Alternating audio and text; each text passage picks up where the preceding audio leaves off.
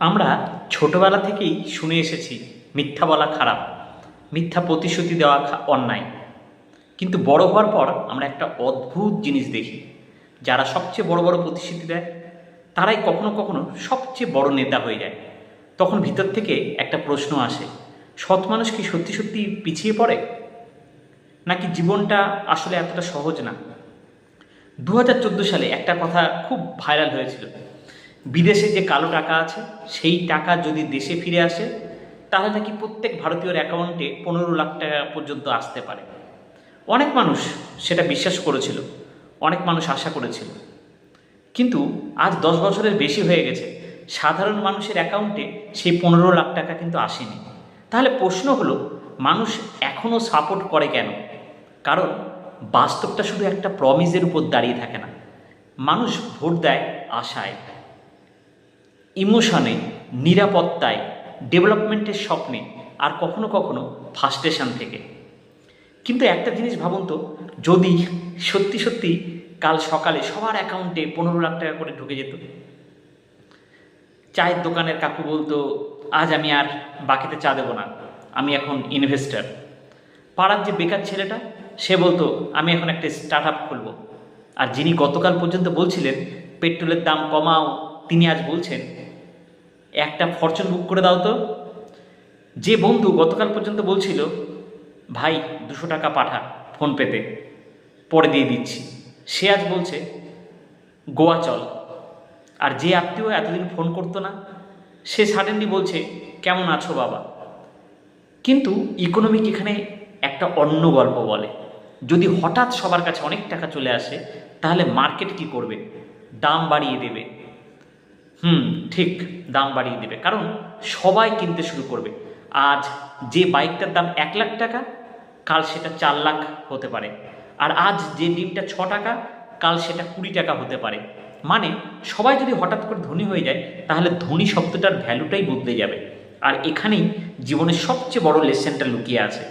টাকা টেম্পোরারি আমাদের জীবন বদলাতে পারে, কিন্তু মাইন্ডসেট পার্মানেন্টলি জীবনটাকে বদলায় অ্যাকচুয়ালি। না হলে লটারি উইনারের কথা যদি আমরা ধরি, লটারি উইনার পৃথিবীর সবচেয়ে সুখী মানুষ হতো। কিন্তু বাস্তবে দেখা যায় যে অনেক লটারি উইনার কয়েক বছরের মধ্যেই আবার সমস্যায় পড়ে। কারণ টাকা হাতে আসা আর টাকাটাকে হ্যান্ডেল করার মাইন্ডসেট এক জিনিস না। আজকের পৃথিবীতে আমরা সবাই শর্টকাট চাই। কেউ চায় একটা সরকার এসে সব বদলে দিক, আর কেউ চায় একটা নেতা এসে ম্যাজিক্যাল সলিউশন দিয়ে দিক। কেউ ভাবে একটা নতুন পার্টি এলেই দেশ কমপ্লিটলি বদলে যাবে। কিন্তু বাস্তবতা, দেশ বিল্ডিং কোনো সিনেমা স্ক্রিন না, এটা একটা স্লো প্রসেস। মহাভারতেও আমরা দেখি কোনো চরিত্র কিন্তু কমপ্লিটলি পারফেক্ট না। যদি আমরা ভীষ্মের চরিত্র দেখি বা কর্ণের চরিত্র, ভীষ্ম পারফেক্ট না, কর্ণও পারফেক্ট না, যুধিষ্ঠিরও সবসময় পারফেক্ট না। এমনকি কৃষ্ণ পরিস্থিতি অনুযায়ী স্ট্র্যাটেজি ব্যবহার করেছেন। কেন? কারণ বাস্তব জীবন কমপ্লিকেটেড। আজকের পৃথিবীতে ডিসঅনেস্ট মানুষ শর্ট টার্ম সাকসেস পায়, এটা সত্যি। কিন্তু একটা প্রশ্ন করুন নিজেকে, সাকসেস মানে কি শুধু টাকা? একজন কোরাপ্ট বিজনেসম্যান হয়তো 100 কোটি টাকা আর্ন করলো, কিন্তু সে কি নিশ্চিন্তে ঘুমাতে পারে? মানুষ কি সত্যি তাকে রেসপেক্ট করে? তার সন্তান কি প্রাউড ফিল করে? অন্যদিকে একজন অনেস্ট টিচার হয়তো কোটি কোটি টাকা আর্ন করেনি, কিন্তু সে হয়তো হাজার মানুষের জীবন বদলেছে। আমরা আজকাল পলিটিক্যাল নিয়ে খুব ইমোশনাল হয়ে যাই, কিন্তু সত্যিটা হলো কোনো সরকার কিন্তু পারফেক্ট না। কংগ্রেসও না, বিজেপিও না, ভবিষ্যতে নতুন কোনো পার্টিও না। কারণ সরকার চালায় মানুষ, আর মানুষ ইনহেরেন্টলি কিন্তু ইমপারফেক্ট। তাই হয়তো জীবনের সবচেয়ে বড় মিস্টেক হলো নিজের ফিউচার পুরোপুরি কোনো পার্টির হাতে না দেওয়া। কারণ একটা সরকার আমাদের রাস্তা দিতে পারে, ইন্টারনেট দিতে পারে, ইনফ্রাস্ট্রাকচার দিতে পারে, কিন্তু ডিসিপ্লিন দিতে পারে না, মাইন্ডসেট দিতে পারে না, হার্ডওয়ার্ক শেখাতে পারে না। সেটা কিন্তু আমাদের নিজেদেরকে শিখতে হবে। আজকের যুব সমাজকে যদি আমরা সত্যি সত্যি কিছু চেঞ্জ করতে চাই, আমাদের যুব সমাজ আমরা যদি কিছু সত্যি সত্যি চেঞ্জ করতে চাই, তাহলে শুধু memes, hashtag, troll, blind support দিয়ে হবে না। প্রয়োজন education, self education, self upskill যেটাকে বলছি আমি।